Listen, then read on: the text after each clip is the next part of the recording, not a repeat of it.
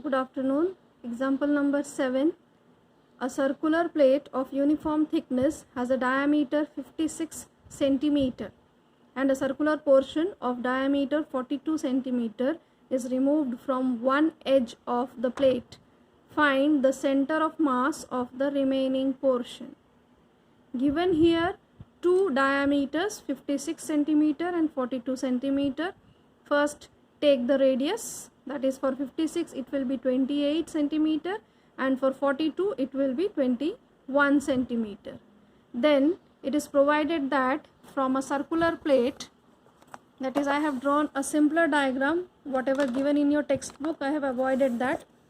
In this I am having a circular plate of diameter 28 centimeter and it is also said that a circular plate of diameter 42 centimeter has been removed. It means I have removed a diameter of O1 centimeter. O1 distance means if O to this point is 28, then O to O1 will be a diameter of 42 centimeter which has been removed. It means it is cutted out.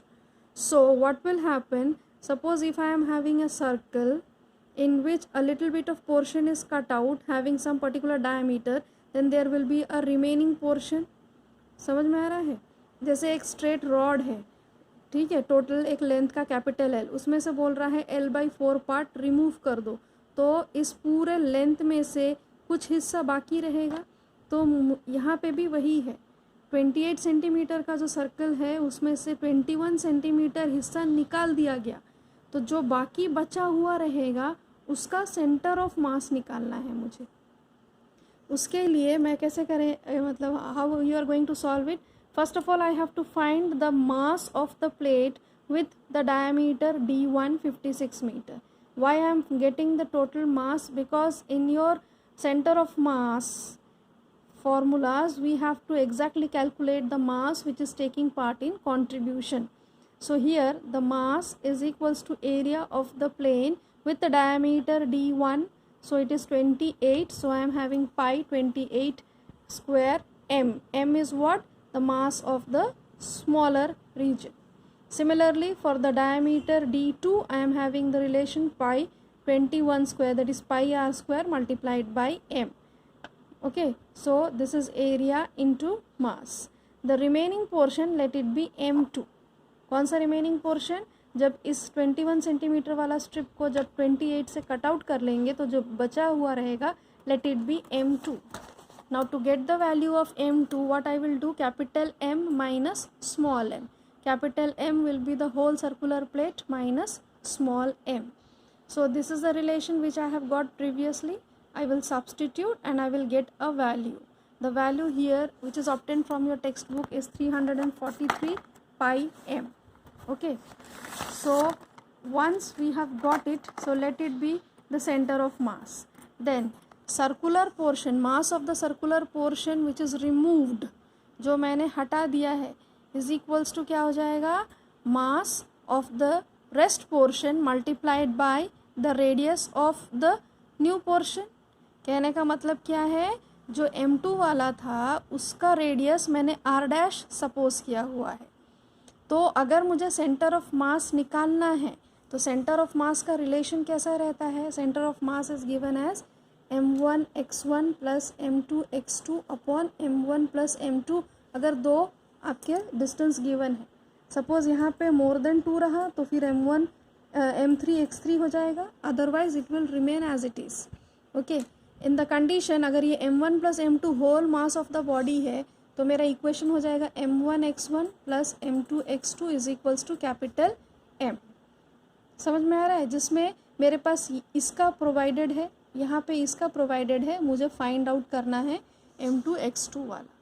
क्योंकि मैंने एक total में से कुछ हिस्सा निकाल लिया है तो I will write it as r1 minus r2.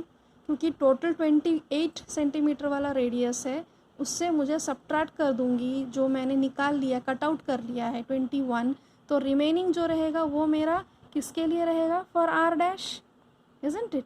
So that is r dash multiplied by the mass of the total circular portion which is removed.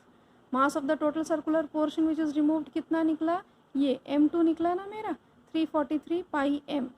So 343 pi m multiplied by the subtraction in the radius, which will be equivalent to the newer mass whose center of mass I have to find out and whose radius I actually don't know. और सबका मास जो है capital M लिया है, तो इन सब का जैसे M1 कैपिटल M, M2, इन सब को अगर मैं ले लूँ summation of, that will be equals to M. मतलब सबका मास इक्वली डिस्ट्रीब्यूटेड है, distribution is equal. Now if I substitute here, it will be pi 21 square M multiplied by कितना हो जाएगा 28 minus 21 is equals to M2 R dash. जिसमें ये R dash मुझे मालूम नहीं है. एक बार मुझे ये R डैश मिल गया तो मैं ईजिली कैलकुलेट कर सकती हूँ centre of mass, because if I once know the distance then I can easily calculate the centre of mass. तो सेंटर ऑफ मास निकालने के लिए ये रेडियस, कौन सा रेडियस, जो कटआउट 21 सेंटीमीटर का जो कटआउट निकाल लिया है 28 में से, बचे हुए हिस्से का रेडियस कैसे निकालोगे. This is the relation, how you will get it. You do the calculations by yourself and check it. Then coming to the example number 9. Example number 9 क्या बोलता है. एग्जाम्पल नंबर 9 बोलता है so that the centre of mass of a uniform rod having a mass capital M and length capital L lies in the middle point of the rod. So this is my diagram. I am having a rod, total length L है, इसका mass capital M है. एक छोटा elementary area हमने consider किया है dx, जो कि origin से x distance apart है. मतलब अगर ये distance मेरा x है तो ये वाला distance मेरा L minus x होगा. ओके, नाउ मुझे उस पर्टिकुलर एलिमेंटल जो एरिया निकाला है उसका मास निकालना है. उसके लिए मुझे पहले मास पर यूनिट लेंथ निकालना पड़ेगा. मास पर यूनिट लेंथ क्यों चाहिए, क्योंकि ये अगर यूनिटली डिवाइडेड है, ऐसे मेरे पास 10 यूनिट्स रहेंगे, तो total mass divide m by L will give me mass per unit length. So for this elemental area the mass of this elemental length will be mass per unit length multiplied by the distance, that is the elemental area dx. Okay, now क्या निकालना है मुझे, position of the centre of mass. To find the position of centre of mass, as we have already seen in the revision area, और जहाँ पे हमारा index रहता है, कंटिन्यूस मास डिस्ट्रीब्यूशन के लिए सेंटर ऑफ मास निकालने का एक रिलेशन है 1/इंटीग्रेशन r dm. This is dm. If you go through the remark area you will find it is r dm. Okay, so this is my relation for continuous distribution. यहाँ पे भी ये continuously distributed है, तभी एक long rod को वो define कर रहा है. So here I will write along, since it is moving along x axis, तो ये x is equals to 0 to L. Limit 0 to L क्यों है, क्योंकि total length of the rod provided है. क्या हो जाएगा वो r dm, 1/m r dm. तो 1/m एज इट इज़ रहेगा, और ये r dm कहाँ से डिफाइन करेंगे हम, x dm. x dm किस लिए, क्योंकि सेंटर ऑफ मास मुझे यहाँ पे चाहिए. तो एक्स डी एम जो है, यहाँ पे मैंने x c m d m लिखा है. C m means the centre position for that centre of mass. It will be return which one, ये मुझे ये मिलेगा. X d m c m will be m/L dx. So what will be there, 1/m integration 0 to L x m/L dx. Now as you integrate this one you will get x/L. 1/L बाहर निकाल लोगे, integration of x will be x square by 2. Substitute the limits, you will get L by 2. So this is your question number 9. Question number 10 क्या बोलता है, determine the position of the center of mass of an hemisphere of radius r. So here I have the diagram. This is my diagram. The radius of the hemisphere is how much, r. मान के चलो इस hemisphere एक solid piece है जिसकी density rho है. ठीक है, suppose this is the centre of origin जहाँ से हेमिस्फीयर बन रहा है. It is assumed to be made up of this small coaxial disc. ऐसे छोटे छोटे स्ट्रिप्स रहेंगे जिसको इनकलकेट करके मैंने एक हेमिस्फीयर बनाया हुआ है. Let it is of height y, that is इसकी रेडियस मान लो y है और इसकी थिकनेस t है, और ये सेंटर से x डिस्टेंस की दूरी पे है. Okay, so according to my formula, क्योंकि ये एक सॉलिड चीज़ है तो ये ऑब्वियसली इसका भी मास निकालना पड़ेगा. तो मास निकालने के लिए मेरे पास रिलेशन है वॉल्यूम मल्टीप्लाइड बाय डेंसिटी. तो टोटल हेमिस्फीयर का मास अगर कैपिटल M होगा तो उसकी वॉल्यूम हो जाएगी 2/3 पाई आर क्यूब, हेमिस्फीयर है, मल्टीप्लाइड बाई रो। और एलिमेंटल एरिया जो ये छोटा सा dx करके जो एलिमेंटल एरिया है, अगर उसका मैं निकालूंगी तो मैंने पहले उसका एरिया चूज़ कर लेना है, that is pi r square. R क्या लेंगे हम यहाँ पे, y because I have assumed it is having a radius of y. ये एलिमेंटल लेंथ का रेडियस कितना है, वाई। एक्चुअली एलिमेंटल लेंथ का रेडियस नहीं, इसकी हाइट देखेंगे, क्योंकि ऐसे छोटे छोटे स्ट्रिप्स को इनकलकेट करेंगे तो मुझे ये हेमिस्फीयर बनेगा। So this is at a height of y from the centre O. So यहाँ पे pi r square d x multiplied by rho. Okay, then you had a triangle O C O dash. O C O dash में से x square plus y square is equals to r square मिलेगा, जिसमें से y square की value निकाल लो using the Pythagoras theorem.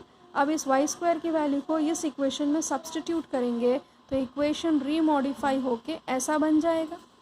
Again for continuous distribution we know that r c m is equals to 1/m r d m. Again since it is along the x axis, और यहाँ पे along Y axis भी हो सकता है, Z axis भी हो सकता है, बट सिंस यहाँ डिस्टेंस x दिया हुआ है इसका मतलब ये एक्स एक्सिस पे ले रहे हैं। सो एक्स एक्सिस क्या हो जाएगा, 1/m integration of r d m की जगह क्या लिखेंगे, एक्स डी एम। तो x क्या है यहाँ पे, x यहाँ पे x एज इट इज़ रहेगा, dm क्या हो जाएगा, this dm will be equal to this one, it will be pi in bracket r square minus x square d x into rho. फिर आप इसको इंटीग्रेट करेंगे, open the bracket very slowly, integrate it, and when you integrate, on integration finally you will get the value as 3/8 r. This is the process of integration I have already showing you, go through it. Suppose if you are not getting it, ask me, I will again do it for you. So this is what 3/8 r है ना। ये किसका मिला मुझे, ये मिला x axis के equivalent. अगर मुझे y और z चाहिए, क्योंकि मुझे यहाँ पे पोजीशन निकालने बोला है, तो पोजीशन मतलब मुझे x y z Cartesian coordinates चाहिए। x के लिए है, y के लिए और z के लिए ये 0 हो जाएगा। why? Because the hemisphere which we have drawn, it is having the strips is having a distance along the positive x axis. So you do the calculations. Suppose if you are any doubt, you do ask me.